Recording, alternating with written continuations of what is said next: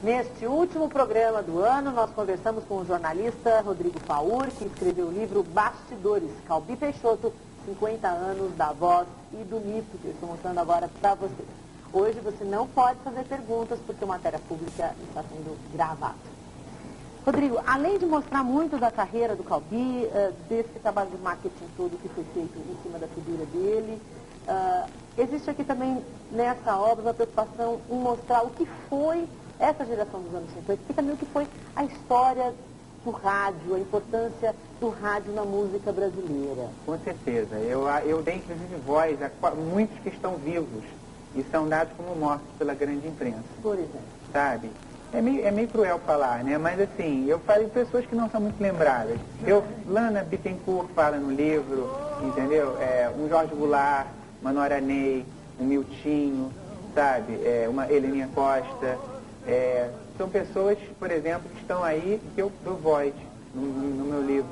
E eu falo de outros também que já se foram, enfim, falo de todo mundo aí, faço um panorama dessa geração toda e falo da importância de como havia grandes arranjadores, compositores, cantores e letristas nessa época. Quer dizer, nem tudo é tão cafona quanto se pensa, nem tudo é tão ultrapassado, há muita coisa a ser reciclada ainda dessa época, que não saiu ainda das prateleiras. Mesmo coisas muito boas que o Calbi gravou, nunca saíram em CD, sabe? As gravações fantásticas.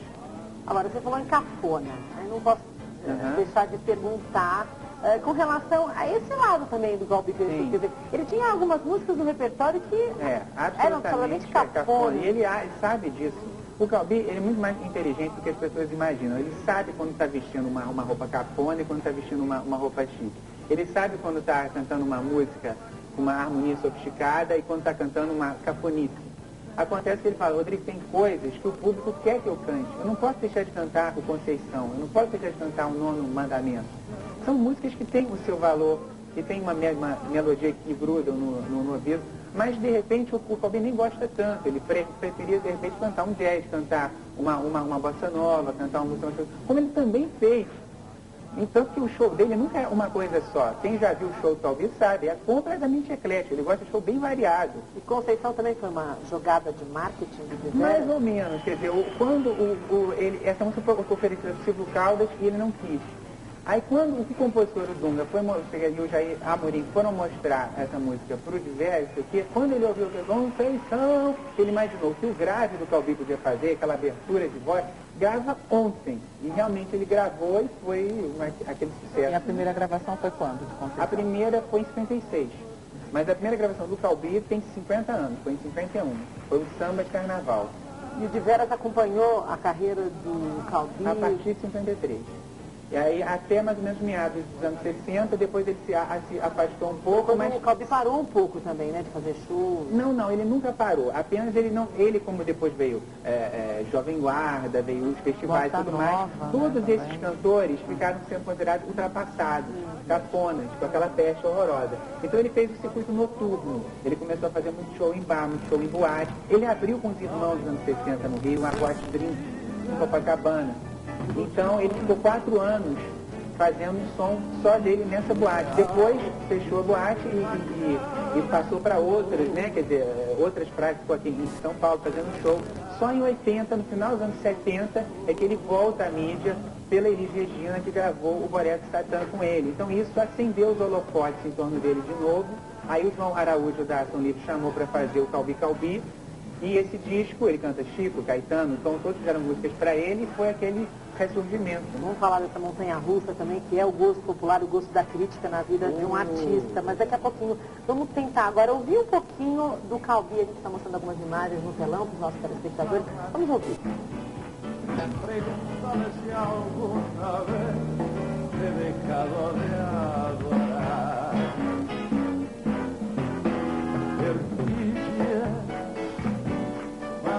Sem troca eu não esqueci as rosas, das orquídeas, das violetas eu já bati.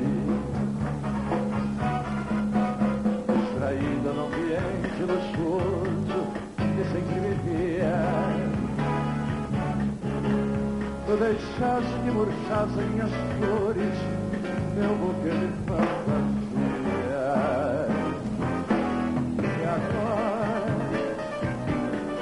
que agora essa quem te magoa. A nossa conversa com o jornalista Rodrigo Faur, que escreveu a biografia de Calbi Peixoto.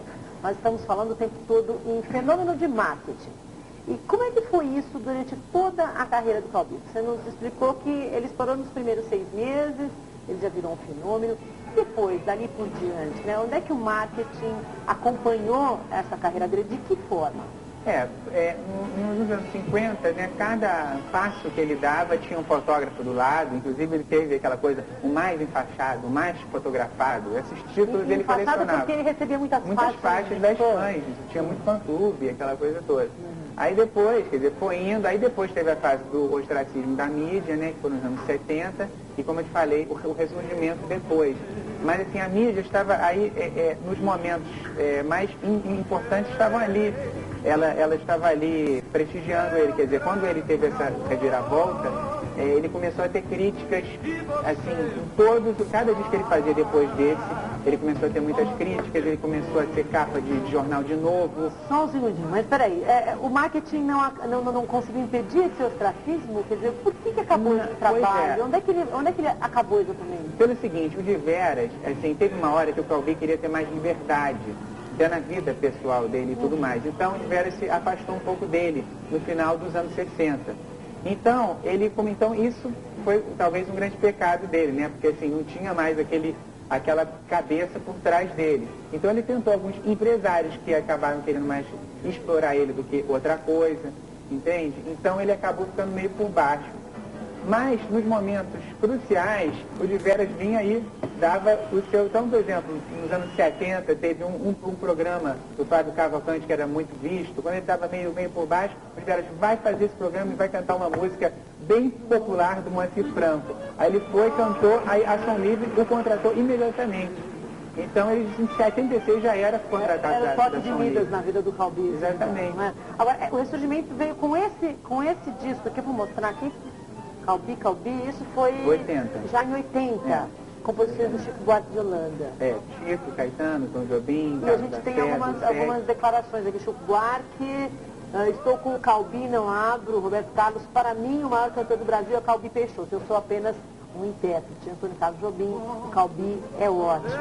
E dos anos 80 para cá, então, ele mudou o estilo musical? Mudou. Ele começou a gravar menos bobagens e mais coisas de qualidade. Para agradar a crítica? Se antes ele agradava o público? Eu acho que ele começou a achar que estava meio acima disso, sabe? Ele começou a ver que ele não precisava mais ficar, não, vou gravar tal música para fazer sucesso. Ele sabia que ele já era um nome consagrado e começou a cantar mais porque ele estava afim de cantar. Do que uma coisa assim, não, vou gravar essa música para fazer sucesso e tal. Ele começou a ver que ele precisava, já que ele tinha conseguido com esse disco essa guinada de prestígio que ele nunca tinha tido antes, um prestígio até da intelectualidade e da própria crítica, ele manteve isso, né? Agora, Rodrigo, mais uma questão que eu quero saber se está também atrelada a essa questão do marketing. O Calbi sempre fez muito mistério com relação à sexualidade. Adora. Sempre usou um pouco isso, a percepção. Isso também é marketing. Isso também é marketing. Você põe na música. Ele acha muito mais interessante um cantor misterioso, sabe? Que não revela o nome com quem ele vai para a cama do que aquele cara que vulgariza a história, que fica falando muito. Então, eu acho que as pessoas estão tão fascinadas por ele, inclusive senhoras, inclusive senhores, pessoas mais velhas, porque não sabem direito onde é que estão pisando. Então, essa ambiguidade do Calbi é muito fascinante. Você acha que ele ainda deixa muita gente na dúvida? Você sabe que tem fãs que não se casaram até hoje, né? É verdade, porque eu entrevistei algumas por causa do Calbi. Rodrigo, por conta desse marketing, ele aceitou numa boa ser biografado? Ele adorou, achou uma ideia ótima, curtiu horrores, né? Mas o Calbi tem um jeito muito próprio de funcionar. Não é todo dia que eu falo com ele por telefone, tem épocas que ele fica recluso, não atende o telefone. Ele é uma pessoa muito diferente, ele não sai de casa quase, sabe? Então ele viveu muito tempo a boemia, muito à noite. Ele saía, fazia show e esticava, sabe lá o que ele fazia, né? Mas depois ele fica muito em casa, entendeu? Ele tem muito mundo dele, e é um mundo que eu explico no último capítulo, chamado Trocando Estresse pelo Strass, que eu conto um pouco como é que ele sobrevive, quer dizer, como é que funciona a cabeça dele. Né? Rodrigo Faur, muito obrigada pela presença aqui no nosso programa. Vocês, parabéns pelo trabalho, eu li grande parte dele, realmente está numa linguagem bastante interessante, depoimentos são bastante interessantes, nós gostaríamos de agradecer então a sua presença, nesse que é o último matéria pública do ano que termina aqui. Amanhã o programa não será apresentado, mas nós voltamos na quarta-feira, 2 de janeiro de 2002. Feliz Ano Novo e até lá. Uma boa tarde, um ano novo pra lá de maravilhoso para você. Trazendo os olhos vermelhos de chorar porque pequei. Senhor, por um erro de momento não cumpri um mandamento, o nono da vossa lei.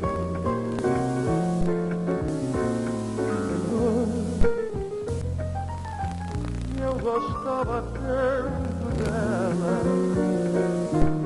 mas não sabia que era